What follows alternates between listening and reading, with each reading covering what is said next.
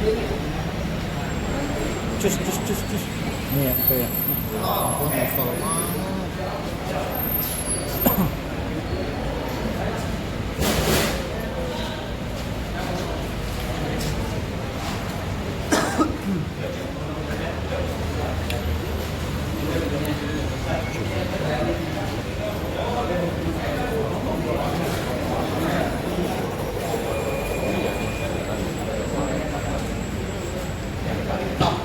Kang Dedi. Kang wawancara dulu ya. Kang wawancara awalan Kang. Ya. Gimana Kang? Bentar dulu. Dulu dong. Kang, maaf. Sini dong. Di sekali kan, enggak apa-apa. Biar enggak jalan, sana.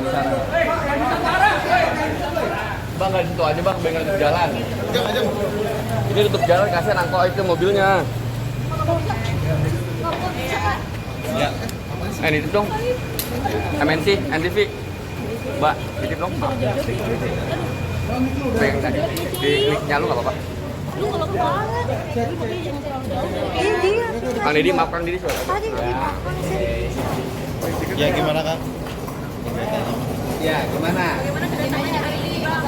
Ya, hari ini kita berangkat dari keyakinan bahwa 7 terpidana yang hari ini masih mendekam di penjara dengan vonis penjara seumur hidup, bahwa mereka tidak melakukan perbuatan pidana dengan berupa pembunuhan dan pemerkosaan, dan mereka masuk ke penjara itu karena salah satunya ada kesaksian yang disampaikan oleh AF dan Dede.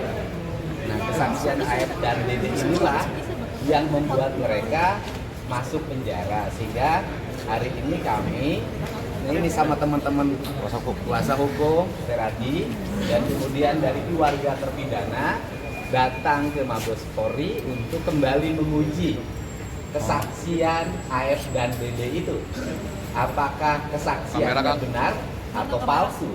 Untuk itu ini adalah bagian dari cara kita membebaskan 7 terpidana yang hari ini masih mendekam di penjara setelah Peggy Setiawan terbebas melalui putusan pra peradilan di Pengadilan Negeri Bandung. Kalau keluarga sendiri sudah berhasil menemukan para terpidana? Oh, keluarga kalau saya kemarin sudah menemui, sebelumnya juga sudah. Kuasa hukum sudah berhasil menemui dan sudah mendapat kuasa dari para terpidana. Dan terpidana kemarin ada hal yang unik yang disampaikan pada kami, ya kan? Hal yang unik pertama adalah saudara Ucil atau Rival sebelumnya kan ditangkap bukan karena kasus pembunuhan, tetapi kasus membawa senjata tajam. Senjata tajamnya itu jenisnya mandau, bukan samurai. Dan kemudian di pengadilan itu mandau itu disebut samurai. Yang pertama. Yang kedua, bahwa para terpidana kemarin menyampaikan kepada kami mereka ditangkap di depan SMP 11 oleh unit narkoba dipimpin oleh Ibu Rudiana. Waktu itu Ibda ya. Kemudian dimasukkan ke unit narkoba dan mengalami berbagai penyiksaan. Setelah itu mereka disodorkan berita acara yang harus ditandatangani. Kemudian mereka juga menyampaikan bahwa batu dan bambu yang disebut di pengadilan adalah balok, padahal itu bambu, itu disiapkan oleh saudara Jaya dan saudara Sudirman yang waktu itu disuruh nyari bambu dan batu untuk sebagai alat bukti. Nah, kemudian yang berikutnya adalah saya mengajak pada semua, kita ini sekolah rata-rata S1, S2, dan S3, bahkan mungkin banyak yang profesor. Kita ini hari ini terkecoh oleh satu orang yang kesurupan namanya Linda. Kemudian Linda direkam oleh Vina, kakaknya Vina. Kemudian diserahkan ke Ibtu Rudiana. Linda itulah yang menyampaikan bahwa ada pemerkosaan dan pembunuhan oleh 11 orang. Dan kemudian itu orang kesurupan yang menyampaikan 11 orang itu. Kemudian 3 orang yang dinyatakan DPO itu dan 2 orang dibelet ya, dianulir oleh Polda Metro Jaya, Polda Jabar itu berdasarkan keterangan Sudirman yang sekolahnya 17 tahun baru lulus SD. Artinya tidak naiknya 4 kali. Dan kita tahulah Sudirman tidak memiliki kapasitas daya pikir yang cukup untuk memberikan penjelasan hukum yang berakibat pada terpenjaranya orang lain. Sudirman, saya yakin kalau ditanya hari ini beda lagi.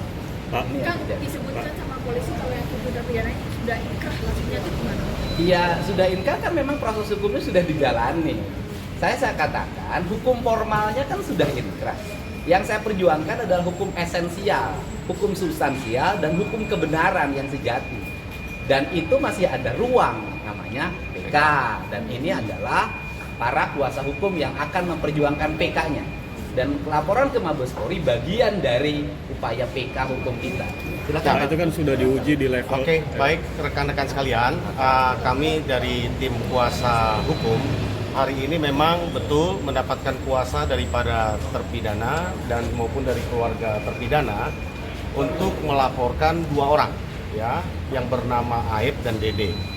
Kenapa kami laporkan? Oleh karena kesaksian Aib dan Dede inilah yang cikal bakal ya menjadi dasar untuk klien kami ditangkap, diproses lalu dipidana seumur hidup. 7 diantaranya masih mendekam di penjara. Perlu kami sampaikan melalui hari ini bahwa kami di sini bukan untuk menyalahkan institusi manapun. Kita ingin mencari kebenaran, ya, yang hakiki, ya kan, berdasarkan fakta-fakta yang ada. Dan saya selaku kuasa hukum juga berkali-kali sampaikan, ini nggak tepat kalau kita hanya menyalahkan institusi kepolisian. Karena ini bukan semata-mata kesalahan dari institusi kepolisian. Memang betul peristiwa ini disidik pertama oleh institusi kepolisian, tetapi sudah P21, sudah diterima oleh kejaksaan dan sudah didakwa. Ya, lalu dakwaan jaksa sudah diakui oleh pengadilan dan sudah divonis di tingkat 1 dan diuji di banding dan bahkan kasasi. Artinya kami memperjuangkan yang tadi disampaikan oleh Kang Dedi adalah bahwa kami akan memperjuangkan secara hukum tentunya. Dan di sini sekali lagi jangan ada seolah-olah ingin kita menargetkan satu institusi tertentu. Tidak ada. Kami menargetkan adalah kehadiran harus ditegakkan. Kalau memang ini ada kekeliruan di dalam masa yang lampau yang sudah lalui dari mulai proses penyidikan sampai kepada penuntutan, sampai kepada putusan, sampai kepada kasasi, ya kan? Bahkan ada proses garasi yang 2019 nanti kami akan sampaikan semua itu di memori PK ya. Kenapa mereka sampai mengajukan garasi? Yang kami kemarin sore pun mendapatkan kepastian disaksikan oleh Kang Didi sendiri. Mereka nggak tahu bahwa itu akan dipakai untuk garasi. Dan bahkan ada perdebatan di antara mereka bahwa ketika ada pernyataan, ada form permintaan kepada mereka untuk menyatakan bahwa pengakuan mereka bersalah. Para terpidana ini mengatakan kepada kami kemarin bahwa mereka menolak menandatangani itu, makanya nggak ada itu pernyataan bahwa mereka bersalah, pendampingan itu kan gitu kan, makanya garasinya ditolak gitu kan. Jadi banyak hal lah kejanggalan ini ya. Kalau dikatakan bahwa klien kami sudah mengakui kesalahannya, perlu kami luruskan berdasarkan pengakuannya kepada kami dan juga di hadapan Kang Dedi kemarin bahwa mereka belum pernah mengakui kesalahan walaupun pada saat menjadi prosedur untuk diajukan garasi. Itu yang kami perlu sampaikan. Sekali lagi kehadiran kami di sini untuk meluruskan kebenaran. Kalau mereka ini ternyata betul bukan pelakunya, lalu mereka dihukum seumur hidup, bayangkan kalau itu menimpa kepada keluarga, anak, sanak saudara kita. Ini kan keadilan yang harus kita perbaiki. Saya tidak mengatakan ini kesalahan satu institusi saja. Memang betul sekali lagi dimulai dari kepolisian, tetapi hasil penyidikan kepolisian ini sudah diterima di kejaksaan dan diteruskan diputuskan di pengadilan, bahkan diuji 3 kali loh, tingkat 1, banding dan kasasi. Inilah yang harus kita luruskan dan kita uji. Itu sebabnya karena ini sudah proses hukum, tentu kami sebagai kuasa hukum akan memproses ini secara hukum. Jalur-jalur hukum yang dimungkinkan buat kami yaitulah peninjauan kembali. Itulah dalam hari ini kami melaporkan dalam rangka salah satunya menjadi novum untuk kami melakukan memori peninjauan kembali nanti. Begitu teman-teman. Lapor ini apa saja bukti yang akan disampaikan? Yang hari ini, ya kami membawa paling sedikit ada 6 bukti ya. hari ini. Ada bukti surat ya, yaitu berupa putusan petikan pengadilan nomor 4 ya dan nomor 3 di Pengadilan Negeri Cirebon. Kemudian kami membawa surat kuasa ya dari para terpidana dan juga keluarga terpidana. Kami juga membawa bukti surat pernyataan dari para saksi maupun dari para terpidana itu sendiri masing-masing. Banyak sekali, bahkan saksi baru yang menguatkan apa yang disampaikan oleh Aep dan Dede itu adalah patut diduga tidak benar. Maka kita uji kan gitu kan, membawa bukti-bukti ini kita akan laporkan kepada teman-teman di Barreskrim. Ada bukti elektronik berupa pengakuan testimoni yang di podcast dari Kang Deddy Mulyadi.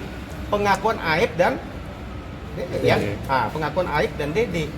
Itu visual dan kami cocokkan, oh ternyata sama pengakuan tertulis dengan pengakuan elektroniknya itu sama apa yang mereka bicarakan pengakuan di depan podcastnya Kang Deddy dengan apa yang tertulis ya kan, yang patut kita duga tidak benar.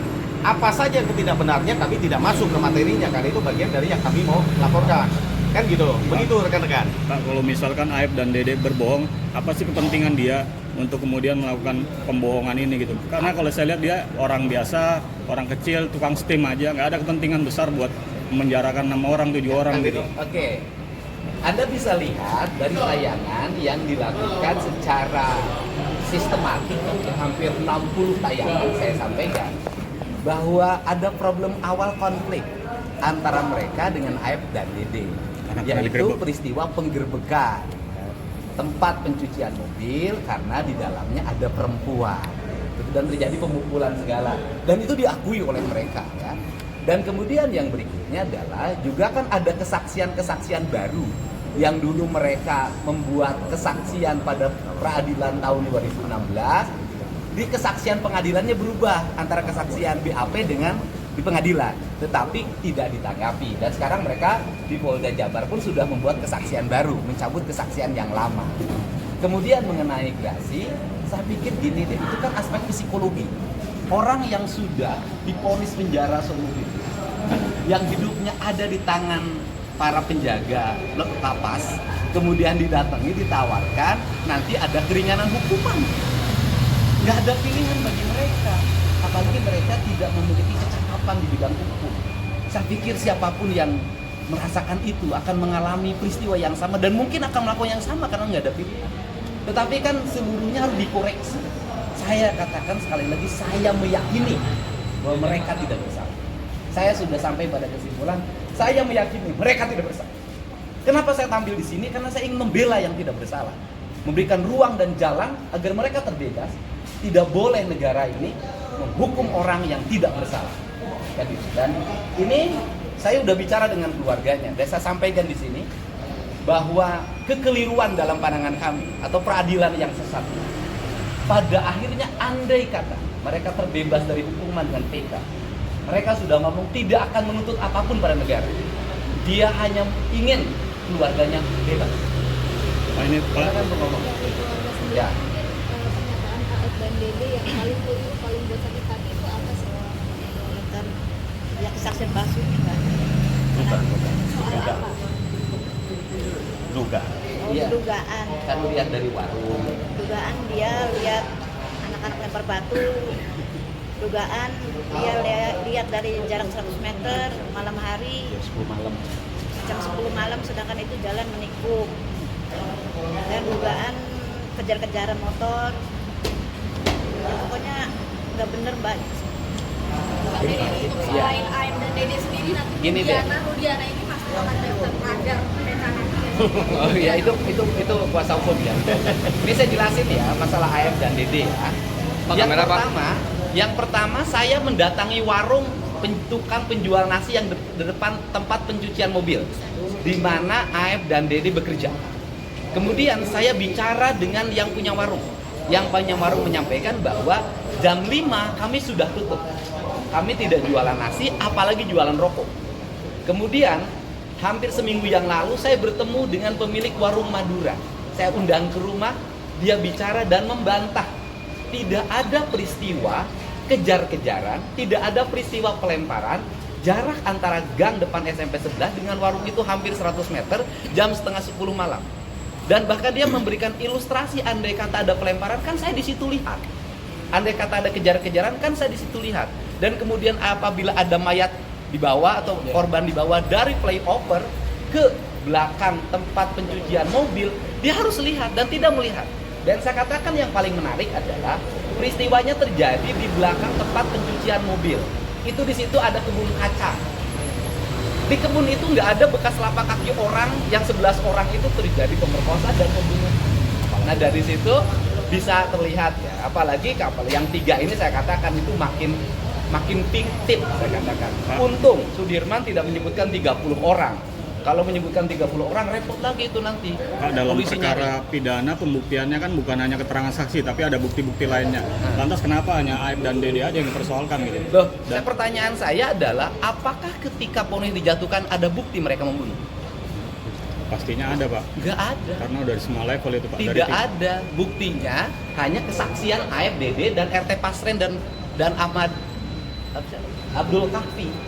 Muhammad Abdul Kahfi. Alat bukti yang bentuk samurai nggak ada sidik jarinya. Itu dan perkara lain. Dan itu disebutnya bukan samurai, mandau. Kemudian batu tidak ada sidik jarinya.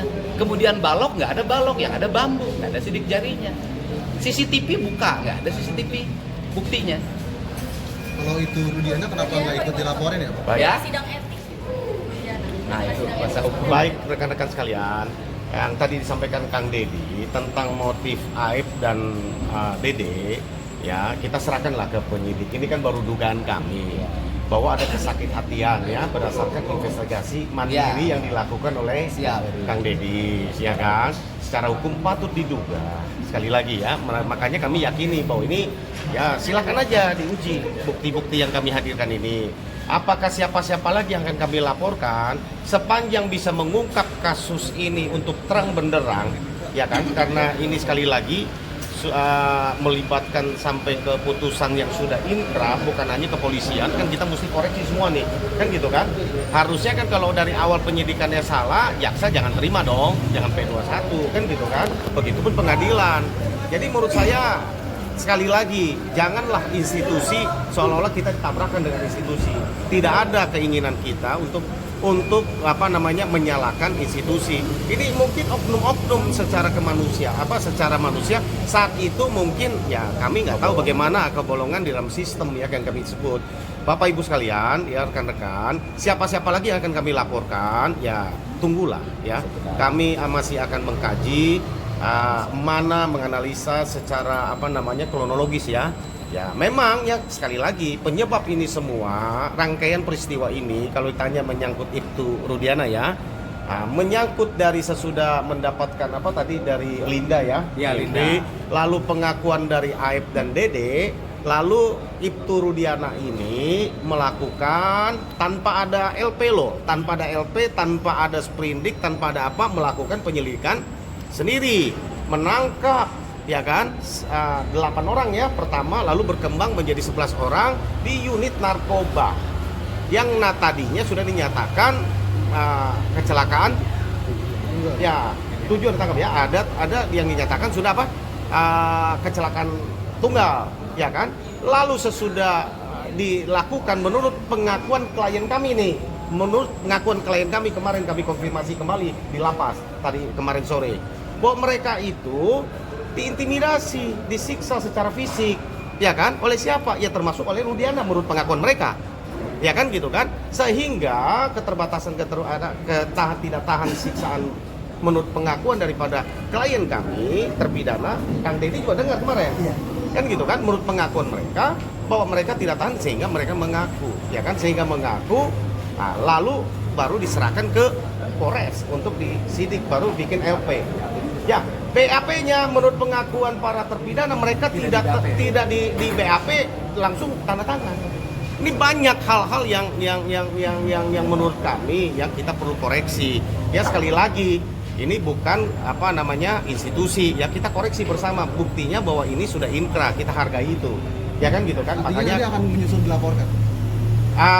Kami lihat, kami masih analisa ya, kami intinya pasti akan ada langkah hukum kami. Ya Bapak kan tadi bilang udah inkrah, berarti kan ini sudah diuji keterangan si Aep dan Dede di level pengadilan negeri, pengadilan tinggi sampai MA, dan di sana itu ada sarjana hukum, ada profesor hukum di sana. Kenapa Bapak tidak percaya dengan putusan dari mereka itu? Ya, jadi saya bisa jawab gini, itu karena ada saksi baru, ada bukti baru yang kami hadirkan, kan gitu kan, sehingga kita coba uji kan gitu kan, kita laporkan, ya gitu. Kan, Baik, jadi gini, Anda kan bicara tentang hukum formal ya, diuji di pengadilan negeri, di pengadilan tinggi, di Mahkamah Agung. Pertanyaan saya adalah, apakah manusia dimungkinkan nggak dia ada kelapa? Kalau manusia, kalau hakim sempurna, kalau jaksa sempurna, maka tidak akan ada peristiwa Sengkon dan Karta. Ya, tidak akan ada. Makanya, karena ruang hukumnya masih ada, dibuka oleh undang-undang yang namanya PK, maka kita menempuh cara itu. Dan karena ruang hukum juga dibuka bahwa kesaksian palsu itu adalah tindak pidana, maka kita menguji kesaksian itu melalui institusi Mabes Polri. Dan ini bentuk bahwa kami sangat percaya terhadap institusi Mabes Polri mampu menyelesaikan ini secara konektif.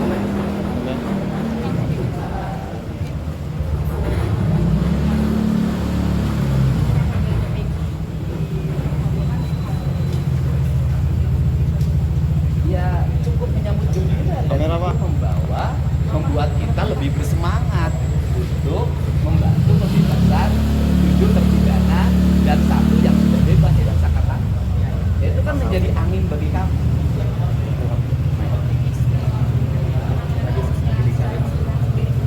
Saya optimis kepemimpinan Pak Kapolri akan mampu bersikap objektif dan akan mengedepankan alat bukti sebagai dasar untuk mengambil keputusan mempidanakan seseorang. Rekan-rekan sekalian, saya mau tambahkan sedikit ya. Kenapa kami PK? Di PK itu ada 3 hal yang setidaknya ya mengizinkan kita untuk melakukan PK. Dirasa kalau ada kekhilafan tadi yang disampaikan oleh Kang Dedi, karena ini yang mengadili kan manusia semua ya. Kalau ada dirasa kekhilafan, itu salah satu alasan kita boleh PK.